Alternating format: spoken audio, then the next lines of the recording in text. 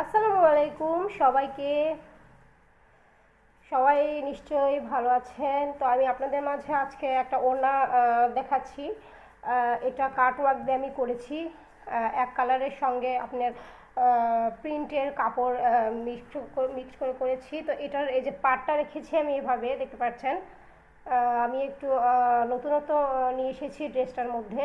গজ কাপড় দিয়েও যেভাবে সুন্দর ড্রেস করা যায়, আসলে এটা না দেখলে আপনারা বুঝতে পারবেন না।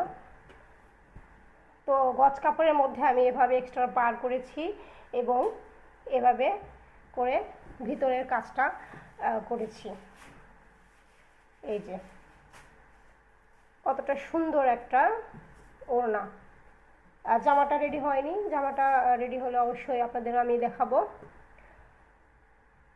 এই যে এভাবে তিনটা ওড়নার মাঝে তিনটা ফুল দিয়েছি, আর মাঝে মাঝে এরকম ছিটানো ফুল দিয়েছি।